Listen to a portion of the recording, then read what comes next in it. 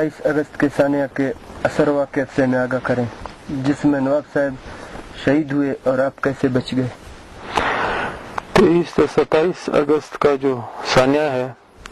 वो दरअसल 23 और 27 अगस्त को शुरू नहीं होता, उससे काफ़ी वक्त पहले का सिलसिला है।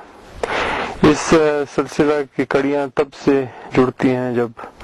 नवाब साहब डेरा बुगटी छोड़कर पहाड़ों का जब रुख किया, तब से नवाब साहब पे ये हमलों का तसलसल शुरू हुआ। ये जो तासुर दिया जाता है कि ये कोई इनफरादी हमला था या कोई ऐसे नागहानी कोई वाकई में नवाब साहब के साथ हुआ जो बकौले सरकार वो कहते हैं कि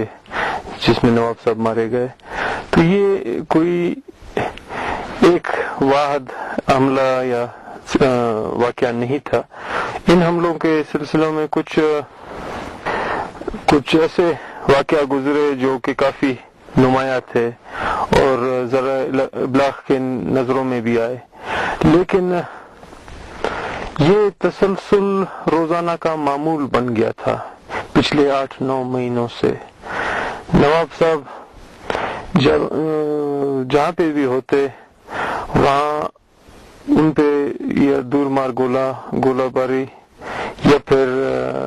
गनशिप हेलीकॉप्टरों से फायरिंग या बमबारी होती या फिर अक्सर जेट तैयारों से उनके ठिकानों पे हमले होते। इसीलिए नवाब साहब अक्सर,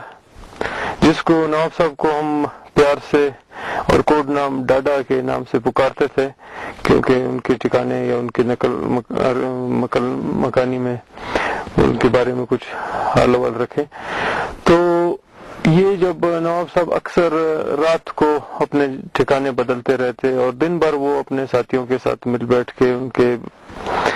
हिकमत अमली के बारे में उनको हिदायत देते रहते, उसके बावजूद अगले दिन जब वो नए जगह ठिकाने पे पहुंचते या दूसरे दिन या एक दिन छोड़ के उन ठिकानों पे भी गोलाबारी होती, जेट तैयारे नमूदार होते, ये इलाके में हमेशा ये जासूसी तैयारे फिरते रहते और उनके ठिकानों का मेरे ख्याल में सुराग लगाते रहते। नवाब साहब के जो अपने कमजोरी या बीमारी की वजह से जो पैर में उनकी तकलीफ थी, उसके बावजूद नवाब साहब हमेशा हरकत में रहते और हमेशा इस चीज का बड़ा एहतियात रखते, अपना या साथियों के हिफाजत का जो जरूरी अमल दरामद था उस पे हमेशा बड़े सख्ती से गामजन थे।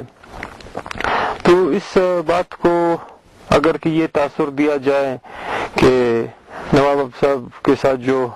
23 से 27 अगस्त में जो वाकया हुआ उसको नागहानी हमले का या नागहानी वाक़े का अगर के नाम दिया जाए, ये तो रियासत की तरफ से, पंजाबी गुमश्तों की तरफ से,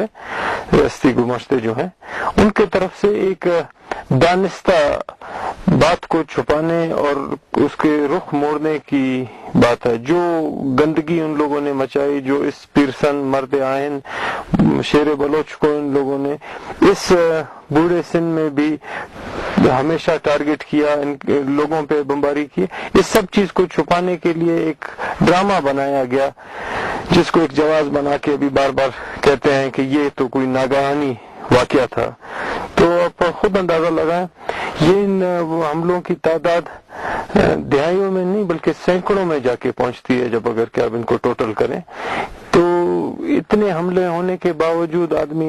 या फिर रियासत की तरफ से ये मौकिफ दोहराया जाए कि ये कोई नागहानी हमला था या नागहानी वाकया था, तो ये एक बहुत बड़ा झूठ और लोगों के आंखों में धूल झोंकने वाली बात है। क्योंकि जो ये हमला हुआ नवाब साहब के साथ, उसके बाद जो बलोचों में रद्द-ए-अमल रियासत की तरफ से देखा गया और जो लोगों में जोश और जज्बा पैदा हुआ, उसको ठंडा करने के लिए ये सारा कुछ ड्रामा खेला जा रहा है। तो ये लंबी सी दास्तान है जिसके बारे में मैं सारा दिन बोल सकता हूँ कि क्या हुआ, लेकिन जो आपका सवाल था जिसमें आपने पूछा कि ये 23 से 27 अगस्त की दिनों में क्या हुआ, तो मैं इसके कुछ तफसीलात में जाना चाहूंगा। जिससे सबसे पहले तो मैं बताऊं कि ये 23 से बल्कि 1-2 दिन पहले کافی بڑے تعداد میں فورسز جو ہیں وہاں کے آگے ایک علاقہ ہے کور دریا ہے، پانی ہے اس میں، تو اس علاقے کی طرف سے بہت بڑی تعداد میں فورسز نے یہ واغ کے علاقے کو گھیرا کرنا شروع کیا. یہ میرے خیال میں کوئی 21 یا 22 اگست کا واقعہ ہے. تو یہ گھیرے شروع ہوئے اور آہستہ آہستہ چلتے رہے، تو کیونکہ علاقے بھر میں یہ فورسز کی موومنٹ ہو رہی تھی اور اپنے کاروائیاں کر رہے تھے، تو خاص کسی طرف انڈیا نہیں دے رہا تھا یہ واقعہ. لیکن 23 کے صبح وقتی سورج طلوع ہوتے ساتھ ہی یہ واغ کے علاقے کو ٹوٹلی تراتانی کی طرف سے گھیرا کر لیا، اور یہاں سے فورسز نے علاقے کو پورے طور پہ ایک طرف سے گھیرے میں لے کے بلاک کر دیا تھا. اور صبح 7 بجے کے قریب سے دور مار توپوں نے اس علاقے پہ شدید گولہ باری شروع کر دی. گو کہ یہ علاقہ کافی وسیع اور کٹن علاقہ ہے، لیکن اس کے باوجود پورے علاقے میں میرے خیال میں کئی سمتوں سے، جس میں میرے لاڑی بھی ہوگا، تلی ہے، کافی اور علاقے ہیں جن کو میں نہیں جانتا ہوں، لیکن کئی فرق علاقوں سے گولے آ کے گر رہے تھے. تو یہ 7 بجے سے 9 بجے تک یہ گولے باری کا سلسلہ چلتا رہا. اس کے بعد 9 بجے کے قریب کچھ گن شپ ہیلی کاپٹرز جو ہیں وہ نمودار ہوئے. گن شپ ہیلی کاپٹرز نے آ کے اس جگہ پہ بمباری شروع کر دی، اور یہ ایک تاثر دیا جاتا ہے، اور کئی جگہ میں نے ذرا بلاگ میں دیکھا ہے کہ بتایا جاتا ہے کہ وہاں جہاں پہ نواب صاحب کا جو خفیہ ٹھکانہ تھا یا محفوظ ٹھکانہ تھا، وہاں سے ہیلی کاپٹر پہ کچھ گولے داغے گئے. یہ تو بلوچ قوم کو ایک قسم سے بیوقوف دکھانے کی کوشش کرتے ہیں کہ جس شخص کو پورا قوم بلوچ تحفظ دینا چاہ رہا ہے، چھپانا چاہ رہا ہے، اسی کے ٹھکانے سے ہیلی کاپٹروں پہ گولے برسائے جاتے ہیں. اور اتنے بیوقوف ہیں، مانتا ہوں کہ ہمارے کم وسائل اور کم تربیت کی وجہ سے ہم ہو سکتا ہے ریاستوں کے وہ سٹینڈرڈ پہ پورے نہیں اتر سکے، لیکن بلوچ قوم جس کا جیسے